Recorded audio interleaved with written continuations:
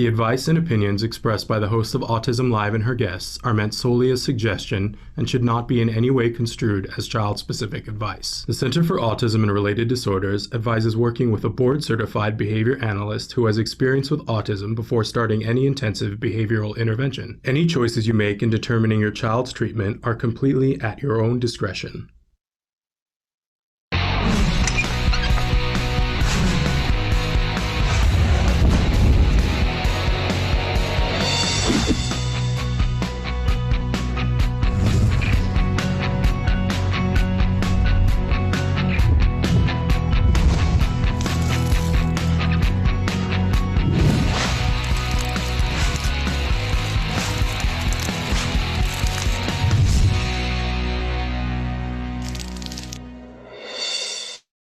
Good morning and welcome to Autism Live. I'm Shannon Penrod, and I'm just laughing at myself because I used to make fun of my mother when she used to do her old lady finger dance, and there I am. I'm there doing the old lady finger dance, but you know, that's better than not doing the old lady finger dance. That's all I have to say about that. So thrilled to be here with you. I'm Shannon Penrod. We're coming to you live from a place in my home and several other places around the country today, in fact, and so excited to be here with you. It's such a privilege to have this time with you. We're going to be here live for the next hour talking about autism from a 360-degree perspective, and we're going to be talking to and about and with the entire autism community. Of course, that starts with individuals on the spectrum, but it extends to everyone who loves them. Isn't that a great thing? That we want to talk with anybody who's either on the spectrum or loves a person on the spectrum, because while we are all different and we all have different things and different agendas and different issues and different challenges and different strengths, we have one thing in common, and that is that we love individuals on the autism spectrum. We want to see them succeed. We want them to get the help and the support. We want to have them have the opportunity for jobs and for housing and for love and all of the good things in life, and to have things like discrimination and people deciding who they are and not treating them like individuals, for all of those things to go away. So we start with trying to minimize them and get around them and do all the things that we can do, but ultimately the goal is for individuals on the spectrum to have the freedom to choose the things that they want to do and to be able to accomplish them. That's all. That's all. That's a big deal. It is to me anyway, because I'm a mom of an individual who was diagnosed with autism at the age of 2.5. And it's funny, I wrote to a friend on Facebook this morning who does not have a child on the autism spectrum, but whose child 2 years ago was diagnosed with a devastating type of cancer. And she was just commemorating that it's been 2 years that she's been fighting. And I said to her, you know, becoming a mother changes you. You are not the same person afterwards. You are changed. Your soul is changed. Your entire way of thinking is changed. I think that your DNA rewires when you have a child, whether it's that you birthed them or somebody else birthed them. You know, you're changed. You're changed forever. But I think having a child with any kind of special needs, a child that you have to advocate for, I think that reveals who you truly are. And I think that when you have adversity yourself that you have to overcome, I think that that is the highest calling that there is. I had a mother who was born with both feet facing backwards, and I never knew her any way different. And by the time I met her, she had had 27 years to decide what that meant for her in the world. But frequently she was on crutches or in a wheelchair, and, you know, would have surgeries and would have full casts on one or both of her legs, and ultimately had to have knee replacements and hip replacements and shoulder replacements. You know, we called her the bionic woman. But that's who I was raised by. I never knew anything different. I never knew not to look at the world and take things for granted. I never looked at the world and assumed that everyone could get up that flight of stairs. And you know, it was a privilege to be raised by a woman who was looking at the world through eyes where she was, you know, having to make those choices and teaching us about what that was like. That was a privilege to be raised by her. So I am thrilled to be here with all of you. It is my privilege to be here and sort of be the telephone operator, but that is what I am. I'm not an expert.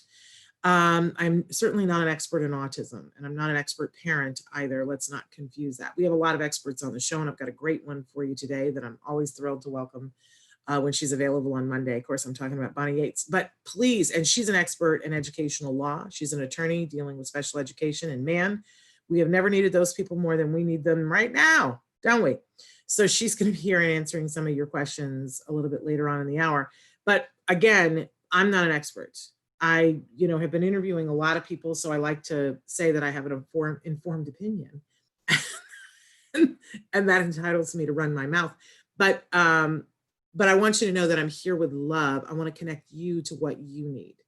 So if you're looking for resources, if you have a question, please write in. We don't get to all of them, and I just have to be honest about that. The show has grown and grown and grown from its infancy, and we don't get to all of the questions, and that's unfortunate. But I do try to pay attention when you're persistent. Please feel free to email me if you feel like I'm neglecting your question. I've had people do that a couple of times recently. They're like, look, I wrote in 3 times. You didn't notice. Here's my question. Write into me, s.penrod@autism-live.com. I do the level best I can. I always like to say be patient, but the truth is I would rather you be persistent. So write into me, and if I don't write back to you, write into me again. Like, don't be afraid to do that. I'm never going to say, hey, you're pestering me, because I have a moral obligation to help those that I can. That was the deal that I made on my knees. I said, help me to help my child. And I promise if you do, I'll help whoever I can. So that's where I'm coming from. That's just what it's all about here. I do the level best I can, imperfect human being, right here, but doing the level best that I can. And I know that you are too. Can I just tell you, you're doing a really great job. When I talk to some of you and I hear what you're going through, look, autism is difficult, no matter how old you are, how old your child is, this is a difficult thing. At a pandemic, excuse me very much. You guys are doing a great job. And you got to remind yourself that you're doing a great job. So that's what's going on here. Don't take me for the expert, but we have a big show for you. I do want to remind you that you can be writing into us right now to ask your questions. I already gave you my email, but there's lots of ways that you can be participating in the live show or participate when you're watching the show recorded, because many of you watch the show recorded. That's the vast majority of you, but some of you like it live, right? Because it's a little, anything could go wrong live, right? I don't know if you can see up on our wall, we have the theater sign there because that's my background, theater. And I love me some live theater because anything can happen, right? It's a very powerful, powerful thing. I love being live. No net, let's go. So anyway, if you want to talk to us live, I really encourage you. 2 of the best, fastest ways, especially right now, are to be on YouTube or Facebook. And our lovely producer, Traven, I know some of you have written in and you're like, I don't understand how this works. I see you're on Zoom, but I don't know how to get on the Zoom. How do I get my question? Let me dispel the myths for you. We're not trying to keep any secrets here. You write in on Facebook and YouTube. Our producer, Traven, collects those, and within seconds, he posts them here for me so that I can see. In fact, he's posted a couple of things. I'm saying hello to Jacinda. Good morning to you. And Jacinda says, it's such a good feeling knowing that you are out there and sharing the same view as me. Can I tell you right back at you that there sometimes in that larger autism community that I was talking about, we have a tendency, I think, I know I felt this way, and many have said to me over the years, you feel like you're on a planet by yourself. And the truth is, we are not on a planet by ourselves. There's a whole bunch of us that are out there that are very like-minded. We're not going to agree on everything, but we're very like-minded in a lot of different things. And it is helpful to know that that we have numbers, that there are so many of us. I always like to think of how many people's arms we are in that we don't even know. And when I'm in a meeting and I'm talking to professionals and and I hear the passion that they have for our kiddos, I get emotional. I cry. I'm known as the crier. And I'll say to them, you don't understand. There's a mom somewhere in Kansas who doesn't know that you're sitting here talking about this and planning on how you're going to help her kid 2 years from now or 6 months from now or 10 years from now. But if she knew, it would mean everything to her, right? because if we all knew how many arms we were in every day, oh, it would make it easier. It would lighten the load, right? Let me tell you, you are in some arms right now, right? And I always like to extend the hand. We like to hold hands here virtually because I believe, si se puede, we got this, we can do this together. Okay, so we do like to start the show on Mondays with something that we're very fond of, and you guys tell us you're fond of it too, and it is called the jargon of the day. This is when we take on one word, one phrase, one acronym. We try to figure out what in the hey nani nani are those experts talking about? Why do they even make these things up? And you know I wanted to use a different word there, right? But if we can make friends with these terms and start to understand what they mean, they really can save us time and money. And that's the whole reason why we do this. First, we give you the term, then we give you the actual definition whenever possible. I poke fun at that because I just roll that way. And then we give you a working definition. And sometimes that makes the BCBAs break out into hives. And I love BCBAs, but I love making them break out in hives with their definitions, right? Is it just me? So anyway, today's jargon term, fine motor skills. Let's take a look at what our actual definition is and see just how convoluted they could make this. Fine motor skills, skills that require control and coordination of muscles, bones, and nerves to produce small, precise movements. Okay, so as actual definitions go, not bad. There's not a single word there that I need to pull out a dictionary to try to figure out what it means. But I still don't know what this has to do with me, what this has to do with my child who's on the autism spectrum, and I don't know what to do. Like I have no idea what to do or even why I should care about this, okay? So let's take it to our working definition and see if we can't solve some of those questions. So fine motor skills are small movements utilizing the small muscles of the fingers, toes, wrists, lips, and tongue. All right, we're getting warmer here. So if I can't do fine motor skills, I am going to have troubles communicating. Why?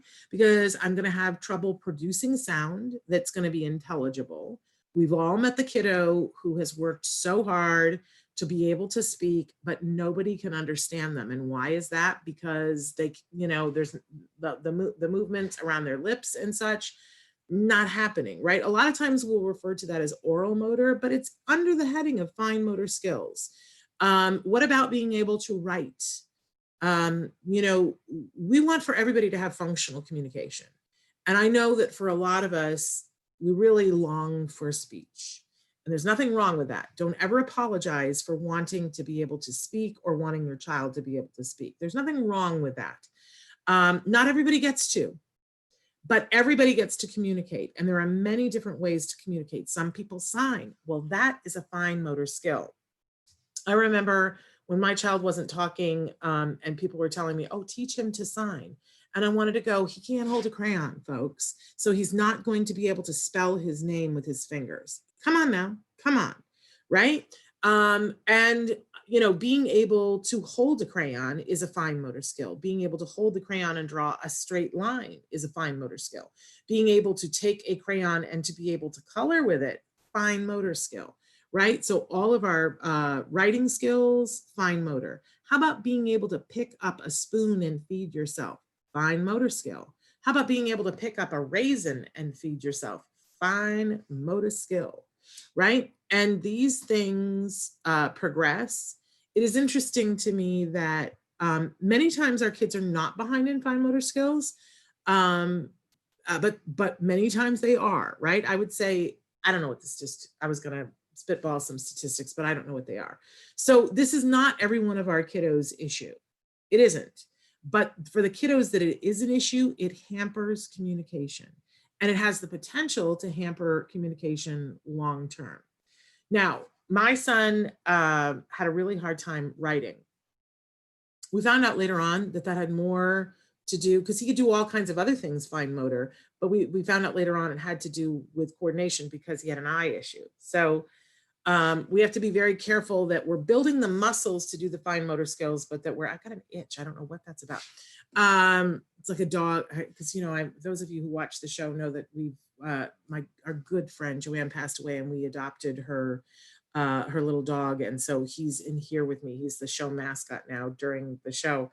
But he sheds, and it's just like, I think I got a, we call him Cheese. I think I got a cheese here somewhere. So I beg your pardon.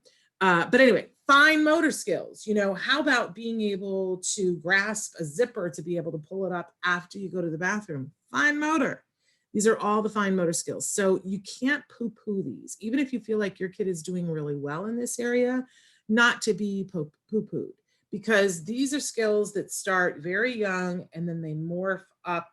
And you'll see that later on, if our kids get into video games, suddenly fine motor skills are very important to them, right? Because being able to work the controller is also a fine motor skill. Just word of caution, don't go, well, my kid can totally do his Nintendo, so we don't need to work on the other stuff, because my kid can totally do the Nintendo, but the handwriting, let's just say this, he should be a doctor, okay? Can type like the wind now, great, workarounds, but occasionally he still has to write or sign his name. So we continue to work on that. I can't, Traven, I want you to look at how toes is spelled on this. This is wrong. That is just wrong. We have a terrible typo on our thing that is cracking me up. Okay. Laughing with myself here. All right, moving on. We always have a question of the day. Our question today is what kind, we got problems today. What fine motor, I think is what it's supposed to say. What fine motor activities do you enjoy? So what kind of things are you into? Like my mother was a knitter and a crocheter like the wind. She couldn't be anywhere that she wasn't knitting and crocheting. She would knit, crochet, read a book, and watch television all at the same time. No, what would make you say that maybe ADHD runs in my family? I have no idea what you're talking about. But she couldn't do one thing at a time. And people who are in meetings with me know that I have a very hard time doing one thing at a time, very hard. But so she knitted and she crocheted, both fine motor skills. Do you like to write? And are you a person who doesn't, typing is another fine motor skill too, but do you prefer, pen and paper? Some people are really into calligraphy right now. Some people draw or paint. These are all fine motor skills. Some people like to do makeup and applying makeup, all fine motor, folks. Some people play the piano. Some people play a guitar. Think about what you do fine motor. Even gardening is fine motor. So what kind of fine motor skills do you like to do? What's your favorite? Please excuse our typos. Traven is very apologetic. It's Monday. It's just one of those things. And we're doing the level best we can, right? All of us. So anyway, what's your fine motor thing? What is it? And why do you like it? What is it that you like about it? For years, I did needlepoint and my eyes are going, so it's much harder for me to do needlepoint now. But I did really fine cross stitch, some beautiful, beautiful stuff that I did. But it's harder now because you have to have the eyes to be able to do it. And I remember my mother, she used to do things like that too. And then she got to a point, she was like, I can't do it. Crochet, she could still do because she could do it without looking at it while she was reading her book. But now I get it. I'm like, oh no, I had projects I meant to do that I don't know if I'll get to because it's just hard on my eyes. I gotta have like a flashlight and a magnifying glass and it still wears my eyes out. So what do you do? What do you enjoy? Write in and tell us. Okay, moving on. We always have a topic of the week and I know you guys live for the topic. I know you're just like salivating. You want what it is. Okay, so this is a topic that I absolutely love. One size doesn't fit all. Now I'm a woman of size. So anytime I go into a store and they like, this wrap that I have on right now, if I were to look at the label, I would be willing to bet you that it says either one size fits all or one size fits most. I hate that one even more, right? But there is no one size fits all, and there's not even a one size fits most. And I've learned this in life, but I think I learned it best from autism. You know, I love Dr. Stephen Shore. We got to have him back on the show, in fact. Dr. Stephen Shore, wonderful, wonderful individual. He is the person credited with saying, when you've met one person with autism, you've met one person with autism. Because, you know, they're members of mankind, womankind, you know, humankind. You can't lump them all together in one category. No, nor can you lump together every teacher, every therapist, every BCBA, every parent, right? And I think it behooves all of us to learn the lessons well that we learn from the autism community. And I think this is lesson number one. One size doesn't fit all. And I know that, you know, we'll talk a lot on the show and I'll throw ideas out to you, but, you know, we hope that you take what works for you, that fits for you, and that you leave the rest, right? Because everything isn't going to be right for everyone. And if you're not seeing something that fits you here, please write in and tell us, hey, I need more information about X, Y, and Z. Or I feel like this. Does anybody else feel like this? Am I alone and up a tree here? Or is it just me? Because I guarantee you, it's not just you. But you are entitled to your full experience that is your experience. So we're going to talk a little bit about that this week. And I want to take a look at what you guys are. Hey, Nasser. And I'm saying hi to Christina. Let me go back up here. And we're going to have Bonnie Yates in just a few minutes, but I want to take a couple of minutes here to just take a look at some of the things that you guys have written in. Oh, Bonnie is waiting. Oh, you know what, Sean? Sean said, thank you for saying a child with autism instead of an autistic child. Thank you so very much. How we language autism is just like so important. And I'm also learning to not say that I'm an autism mom. I'm trying really hard to eradicate that from my language. I'm finishing a book and I like had to go back through and change every time that I wrote that. And now I say, I am the mom of an individual who is, it's really long. And I want to shorten it and say, oh, I'm an autism mom, but I'm not. If an autism mom is somebody who is on the autism spectrum and also a mom. And I know a lot of those people. It's just something that was easier for me to identify myself. So I'm trying really hard to be more specific with my words. And over the years, the words that we used to describe my son's diagnosis and our relationship to it has changed profoundly. And there were times when things that we said started to offend us. We were like, hey, that doesn't work for us. And then there were times that other friends came to me and said, oh, I'm offended by the way you're saying that.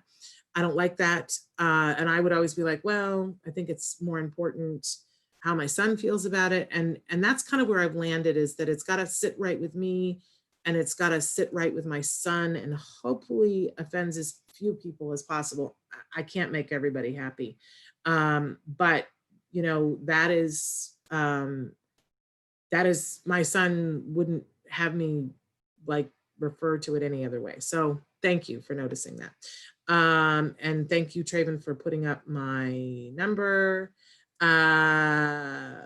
Oh, I'm saying hi to Christina, and I love, man, you're killing it. You're doing such a good job, and love what you're doing. And saying hi to Sarah.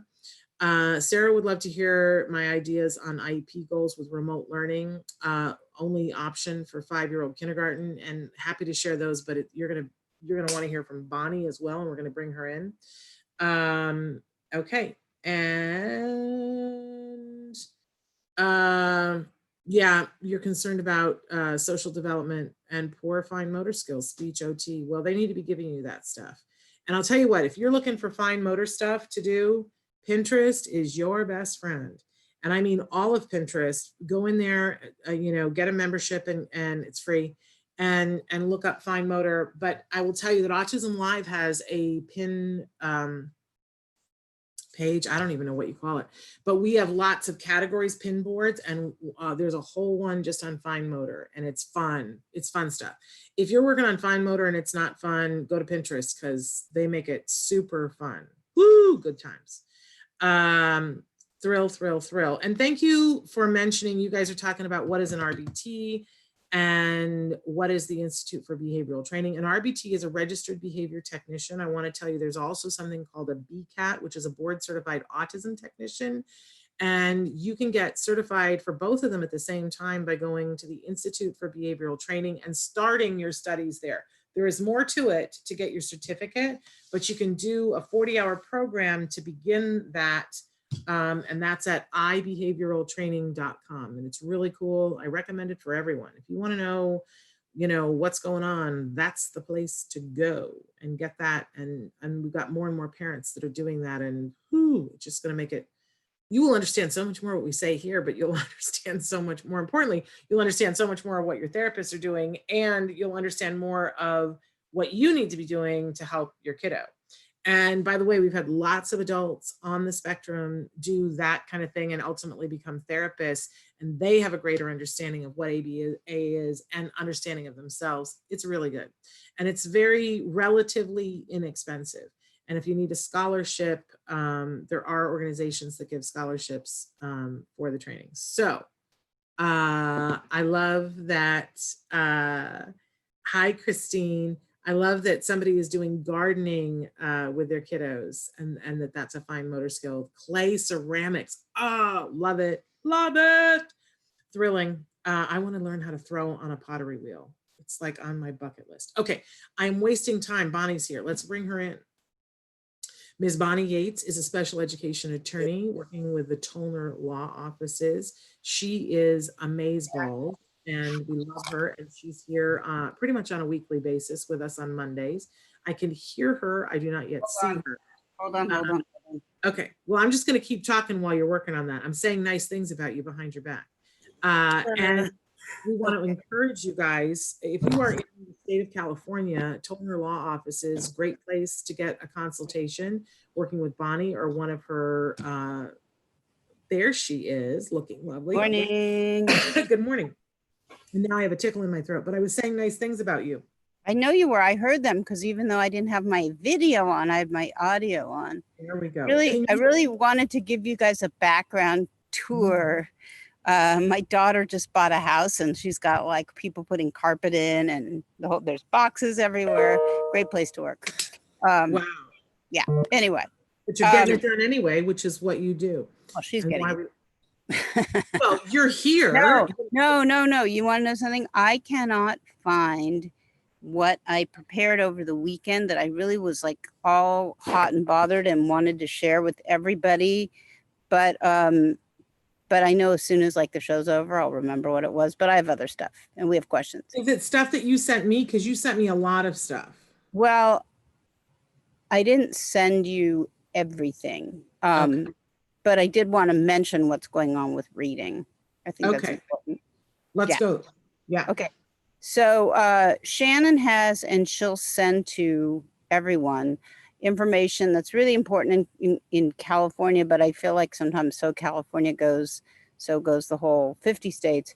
So this is a move that is attempting to roll back more stringent requirements as far as what kind of methods need to be used to teach reading to students. And within there's a very profound article, which I can resend, but I think you have it, called Reading is Rocket Science. And this article is from 1999, but it talks about how people learn how to read, what kind of problems can occur, how we really, really know well now that multisensory methods, research-based, work better than anything else. And the article talks about this isn't really a economic thing or a color thing. Their position is all children can learn how to read, even if they're from a underperforming school or whatever the issue is, but you have to have the right approach. And it also talks about how teachers don't get the kind of instruction in school or in teacher training that they need to teach reading, because reading is complex. Why am I talking about all this now? Because at 1 o'clock today, PST, they're going to vote on this issue. And what I gave Shannon was something that allows you to weigh in on this issue if you want California to keep their current standards, which are actually really good and have only been in play for like a few years. And we really haven't had time to see the benefit of all of it. But I'm telling you, the reason they want to take this away is because they're going to go back to a system where it's like eclectic and teachers get to choose, and they're not going to have a lot of initial training. They're not going to have ongoing training, and it's not going to produce the results. And I feel like this is a totally relevant issue for the autism community, because like 30% of our kiddos have reading comprehension and other issues that need to be addressed by reading instruction. So that's reading is rocket science. I'm going to be talking to you in the next few weeks a lot about fall and what to do for fall, and we can certainly revisit that today. I had an issue come up last week, though, that I wanted to share with the readers, with the listeners, because I think it might be relevant to stuff you encounter. So we typically see this in an initial evaluation for a child with autism, which is intended to qualify him for eligibility for special education. And oftentimes, if it's a little kid, they'll do a multidisciplinary team report, but sometimes they'll do separate academic and cognitive by the psychologist, and then they'll do speech by the speech therapist. What you don't tend to see is occupational therapy, vision therapy, assistive technology, central auditory processing. But the district is required to assess in all areas of suspected disability. And I bet if Shannon thinks back on this, she's going to realize there's a pattern, which is they always skip the OT if they can get away with it.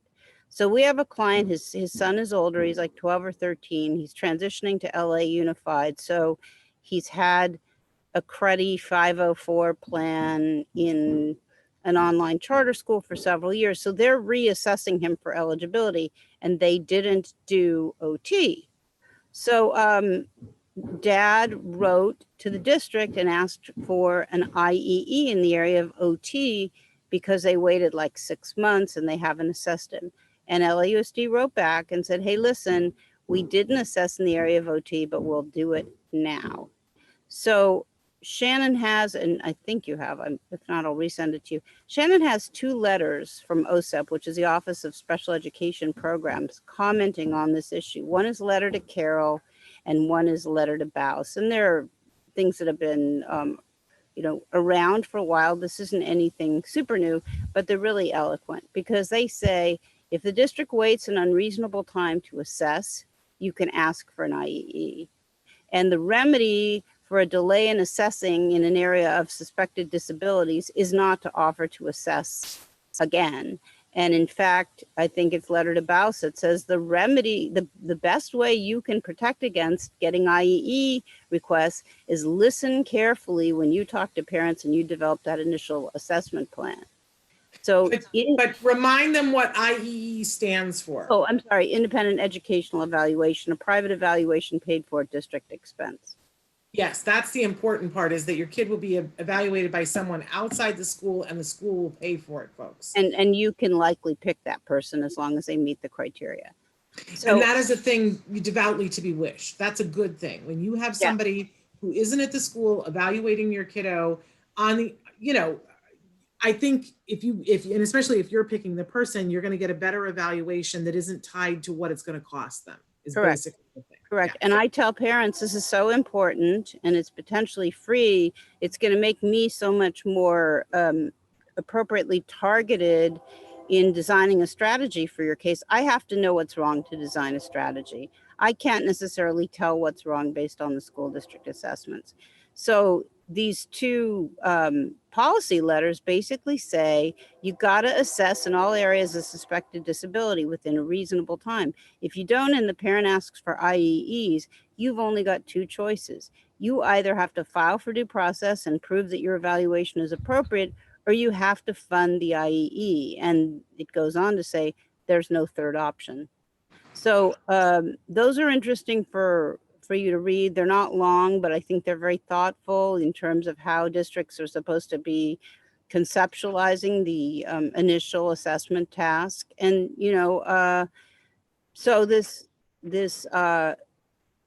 letter that we wrote for the client now has occasioned a letter back to LAUSD, but also we have asked CDE, California Department of Education, to get involved, because we think that when they tell the district you're going to have to fund the IEE, they're probably going to do it. So that is something that you will encounter from time to time. There's lots of IEE tricks. The districts don't want to file for due process because they don't want to create a whole new case project for themselves that they have to take on. Sometimes they will say things like, you know, sure, you can have an outside evaluation at district expense, and then they'll give you the name of a psychologist in let's say the same special education local planning area that works for a school district, and say this person can do it. That's illegal. And it's also illegal for them to say you have to go with, you know, a person on the list.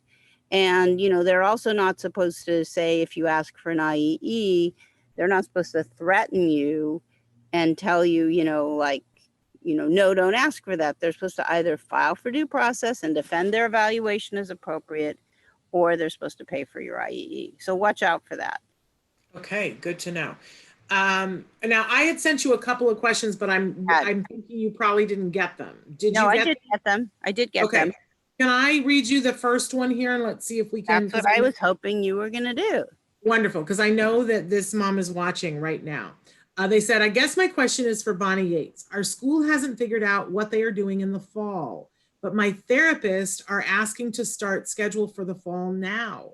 I don't want to lose valuable time, and yet I don't know what to do about school. Can I get in trouble with school if I don't attend some online classes because we're at therapy? Also, if I do cyber school, can I leave if everything opens? Currently, he is in front of a computer from 9 a.m. to 2 p.m. Monday through Thursday with only 30 to 60-minute break. That includes ABA, speech, OT, math, language, and music. He also has 2 nights in group session from 4 to 5:30, more ABA. Friday is only 1 hour of ABA. How much time is he really supposed to be in front of a screen? And can I ask the school to limit some of the other subjects? There's a lot to unpack. Yeah, there's a lot to unpack. And we didn't give the disclaimer. We just very briefly, I want to give the disclaimer. Would you mind doing that? No, I wouldn't mind giving the disclaimer, and I also wouldn't mind for the person that sent in this very detailed question to talk to her more specifically. So, you know, if you want to do that, we could set that up. The disclaimer is that we try to answer questions of general interest on the air, and it's not a substitute for specific legal advice. And you really do want and need some specific legal advice. You have a lot of questions. So let's see if I can remember. Okay, so the first question I have is, it sounds as if your ABA therapy is virtual. Is that your impression, Shannon? Or is the ABA, okay, so the ABA therapy is virtual, but yet I'm understanding that you're concerned about, I thought the concern is that she's going to have to give up the ABA therapy to be online and do school. Is that correct? Yeah, I think a lot of people are in this boat right now, Bonnie, where ABA is back, and ABA providers are rightly trying to get kids back in and scheduled, and people still don't know what the fall schedule is for school. So they're nervous about, they're like, oh, am I going to get in trouble? You know, should I take ABA now and then deal with it later? Like, everybody is like standing on one foot. I see. Okay. Well, just my opinion, but I don't know that what you're going to get from school in the fall is going to be worth sacrificing your ABA for. It would obviously depend on, you know, past performance by the district would be the best indicator of what you might get in the future. They say they're going to try to do better. They never did good enough as far as I was concerned when we weren't virtual. So I would set myself up to do the ABA, and you can proceed one of 2 ways with modifying your schedule. First of all, you said, can I opt out of cyber school if I want to when it's time to go back to school? Of course you can. School's compulsory if it's open. Nobody can force you to do cyber school.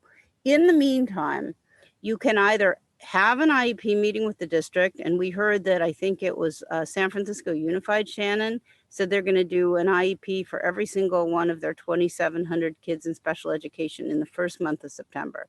So you can ask for an IEP, you can tell them you need a modified schedule, you can tell them it's too much screen time, You can talk about his response to distance learning so far and why it hasn't been that educational, and you've got a better way that you want to do things. And then you can set up, if you're in California anyway, you can set up a private homeschool in your home and do, do whatever home program you want to under your auspices as a private school. Now, the problem is, if you reject the district learning, I have distance learning, I haven't seen them coming after people for truancy or anything like that. I haven't seen them trying to force people into it.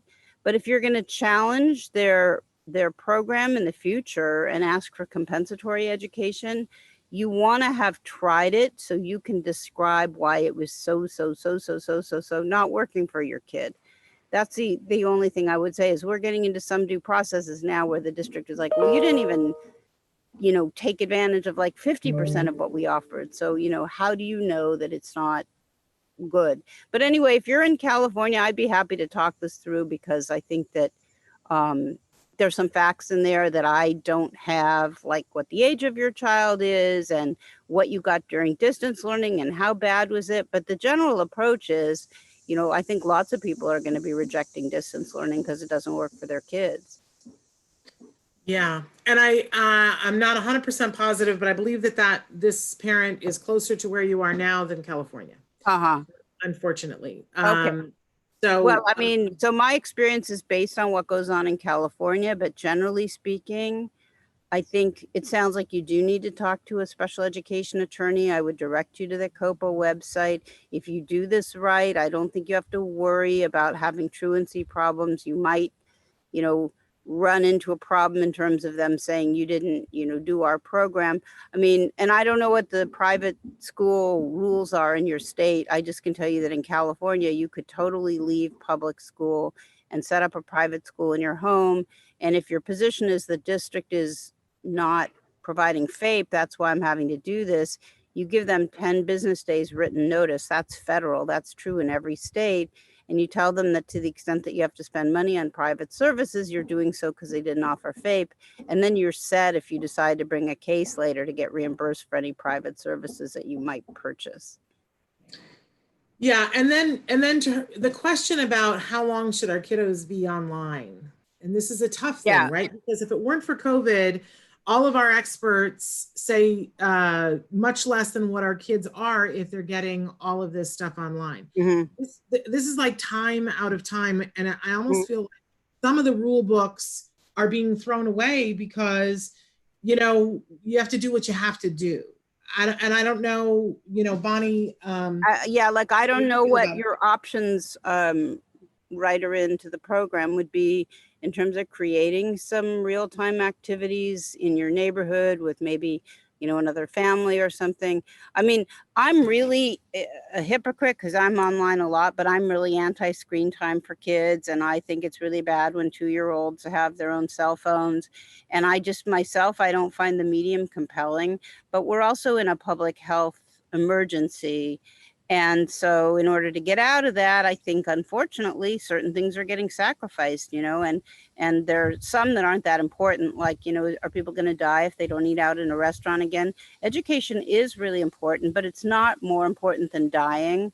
So you just got to do your best. I don't know that it's been studied how much screen time is good or bad for kiddos, but you can Google it and I'm sure you'll get some interesting responses. And let's say this, I don't think all screen time is created equally. And as a parent of someone who was diagnosed with autism, I know that if I give him 6 hours and let him play a video game, and then I try to do something with him in the 7th hour, his brain is in that game. And it's very hard to extract him from that game and get him back into reality. If he spends an hour playing that video game and I ask him to switch and go do something else, at this point in the game, his brain is agile enough that he can do that without missing a beat. And that somewhere in between that 1 and 6 hours is when he reaches the critical mass. Everybody is different. And I would be really, really like untrue to myself if I didn't just say something very, very opinionated here. Go for it. Garbage in, garbage out. Yeah. It is not neutral for teenage kids to spend 6, 7 hours a day or 20 hours a week on screens playing games and doing stuff that doesn't teach them skills. But if they're spending that time doing something that is activating their brain and getting them thinking, I don't think it's as bad screen time. It isn't as bad. It isn't as bad, and I don't know how good or bad it is, but I do have to tell you, I don't see any reason why people can't use this time, to the extent that they have any free time, to do things that are more tactile and hands-on.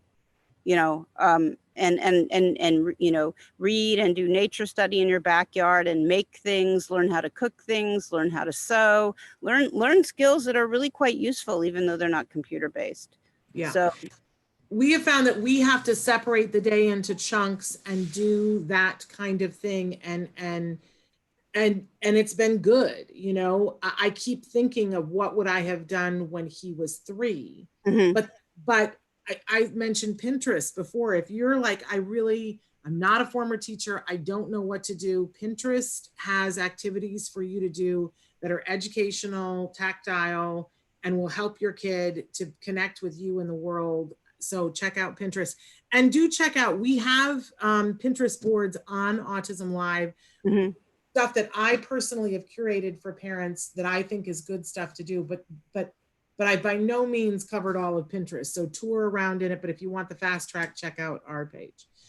Okay, so Bonnie, I sent you a second question and it was so long, I don't even know if you want to get into it and or not. Did you have a second to look at the second question I sent you?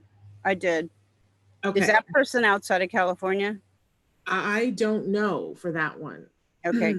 As I remember this question, this parent has been empowered by learning about her rights as a parent with a child with special needs.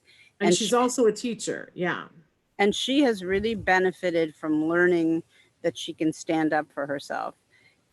And she has also really benefited from learning that even within the, like, you know, rough road of negotiating special education, there are committed people within educational institutions that really aren't political and care about getting what's right. But the way I read her question as it went on, and maybe we should read it on the air and pick it up next week, but what I'm hearing is she needs more information about her child's profile. And I'm not hearing that she has a good comprehensive assessment. So like, it would be nice to walk through her facts and see if she's in a position to get an outside evaluation. To do that, we'd need to know what was the last date that the child was evaluated by the district and what areas they evaluated in. Like, Okay. I'm hearing that she's doing a lot of advocacy for herself, and I'm happy to suggest like more sources of information so she can keep continuing to learn. But I'm also feeling like, even like, you can do great advocacy, but if you don't really know what your kid needs and you don't have a way to prove to the district that you have evidence of same that you could use against them in a due process hearing, you're going to kind of flutter around at the IEP level, and you'll know things like, oh, I get to tape record or audio recorder. Oh, this is how you consent to an IEP. Or, oh, in California, I don't have to consent to the things that I don't like. I can consent to, only some of them. But what is your overriding objective and your strategic plan for your child's education, especially now during COVID? Okay, So, let me read some sections of the letter so that people know kind of what we're talking about. I'm not going to read the whole thing because there's a lot here, but she says, I'm trying to build a positive relationship with the school district, but that, her child has encountered people that are not, as she refers to them as some of the people, which are amazing earth angels, and but that she, he runs into special ed teachers and principals that are not that. And that she's learned a lot from watching Autism Live and watching Bonnie, and that she drafts out a letter before bringing it to the IEP and brings a tape recorder, and that has really empowered her, and she wants to share that with parents. She wants to give us a snapshot of what's going on, because like all of us, the story gets long, right? She says, I want the new school to honor his 30 minutes in general education classroom and not general education PE. The old school even wrote a description of his time in general ed class, but the new school refused to honor the previous IEP. The principal and the special education teacher came up with the excuse that, in their words, we did not check some type of core curriculum box in the IEP. Yeah, that's hogwash. So they honored it by placing him in Gen Ed PE instead of so they had to honor putting him in Gen Ed, and they chose PE, which is just Gen Ed cop out. Right. Then I asked the principal to check the box now, and she refused and stated that his FAPE remains the same. The special education teacher and principal violated the following items. 1, they did not give us safe ground. 2, they already made up their minds that they wanted to do with my son. They disregarded other members' inputs in the meeting. 3, even the Harbor regional representative was upset and told me for the next IEP meeting, we needed to bring an advocate. Now with the pandemic situation, I want to request for him to have access to Gen Ed Google Classroom and have extended time to turn in his work, because I'm working mom and I teach too. So I forgot about the Gen Ed angle. You've got basically a case for mainstreaming, and I think, you know, you might need an expert to make the case, or it might be a lot of evidence in the documents that you already have about why mainstreaming is appropriate for him. We've covered on the show before the fact that mainstreaming with supports is the default. And it sounds like there are reasons why they aren't putting him in general ed are really weak and flaky. So if she is in California, in fact, she's in Southern California because she's with the Harbor Regional Center. So we can talk about either now or next week, depending on how much time is left this afternoon. We can talk about the kind of things that we do when students aren't being mainstreamed and they're high functioning, and often, you know, you have a high functioning kid with autism and they just don't want to be in the position of having to pay for a good para or behavior therapist in the classroom. So they're just trying to keep them in special ed. And anytime you see that, and you see that they're like, oh, well, we'll you know, mainstream during lunch, or we'll meet mainstream at the assembly, you can see that's pretty classic textbook. Like it smells bad, and, you know, further investigation is needed. So again, it would be nice to know, you know, how long ago he was assessed, and in what areas, and exactly what the offer has been in the IEP. And it sounds like they don't have a good justification at all, but do you have recordings of those meetings so you can show that they illegally refused to consider mainstreaming in a meaningful way? If so, you know, we do these mainstreaming cases all the time. I mean, we don't see as many of them as we once would have, because mainstreaming is the presumptive placement.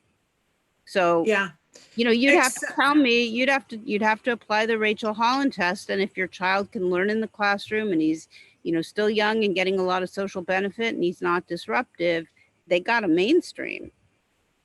Yeah, and I have to say, you know, I'm a huge fan of mainstreaming, and I used to be I used to naively say everyone, and I'm a former teacher, and I say everyone should be mainstreamed. I have come to understand that mainstreaming isn't right for everyone. That kiddos who can't self-regulate, it can be too much for them. Kiddos who are harmful to themselves and other people, it creates an environment that is not good, right? So I no longer believe that everyone should be mainstream, but I still think that overwhelming majority of our kids can and should be mainstreamed. And what I have come across— it doesn't have to be all or nothing, Shannon. You could be mainstreamed 50% of the time. And the reason we keep kids that are not well suited in some ways in mainstream classes is because special ed classes are so bad. Well, yes. And I have to say that in my world, you know, I had Bonnie helping me early on. And so when we started school, we were mainstreamed, and that was great. But later on, when it was time for my son to go to junior high, my child who had never spent a minute in a special day classroom, we went for the transition meeting to go to junior high, and they informed me that they wanted him to go to a different school than his home school, to be in an enclosed classroom instead of changing classes, and to be in a special ed classroom with 14 boys, no girls, and the same teacher for every subject. My really like smart kid who was looking forward to taking all of these electives. And we fought tooth and nail right up until the week before school started. They were not going to do it. And you know what I discovered is because they were afraid that they didn't know how. That was the problem that I had to overcome. Was they had tried inclusion many years before, and they had a negative experience, and they decided it couldn't be done. Yeah, well, the law doesn't agree that you just get to fold up your tent if it's hard, or if you have to bring in outside consultants to teach you how to do it. And we continue to fight, and we continue to fight with Bonnie's help. And my kid went to the school that he was supposed to go to. He changed classes. He did so wonderfully. And it was just a 2-year junior high school. And at the end, they said, thank you. We now know that this is possible. So not only did it work out for my kid, but it made room for other kids. And I was ready to fold. But Bonnie said not to. And Dr. Doreen Grampichet told me she would kick me with one of her pointed shoes if I caved in. And she said, because they were telling me all kinds of crap, like he can't handle this. We've never had a kid be able to handle this. The other kids will eat him alive. You know, and Dr. Grampichet said to me, now stop that. We prepared him for this. He's ready. And he was. So I'm just here to tell you, push. And, you know, because you are in California, reach out to Bonnie, get a consultation with her so that they don't roll over you on this, because that's crappy. Yeah, I mean, the law's on your side. The law says in the absence of other information to the contrary, the district has to offer general ed. Yeah. Yeah. So, now your district needs to get with the program. Thank you so much. Okay, so we've only got 2 minutes left, and we did have somebody write in earlier that they wanted to know my opinion about IEPs and this COVID and distance learning for a 5-year-old. We're going to be covering a lot more topics having to do with this over the next few weeks. It's really you know, about the education component about it, but you've heard Bonnie speak a little bit about what your rights are. And I think that that's important to do. We've got parents though, Bonnie, that they're really concerned about the social aspect of school when it's distance learning. Any words for them about that before we have to go? You got about a minute and a half. Well, first of all, our law firm is now advising every one of our clients that they should give a 10 business day notice to the district and you know, leave open for themselves the option that they may have to pay for private services, and they can sue the district for reimbursement on a comp ed theory. As far as the social aspects of this, I feel like what's happening is that slowly, kind of not the educational sector so much, but like the private sector, people are figuring out ways for their kids to have some degree of social engagement. And it's, you know, mostly I think for the next 6 months going to look like, is it possible for you to approach a couple other families and set up some, you know, safe, socially distant, backyard social opportunities, if that's a possibility for you. And if not, maybe somebody else does have a backyard, or maybe you can meet in a park or something. But I honestly think for the next 6 months, in a lot of ways, we're going to be on our own. And yeah. I don't think the district is going to be holding social skills classes virtually. And I don't think that that's really what you're looking for.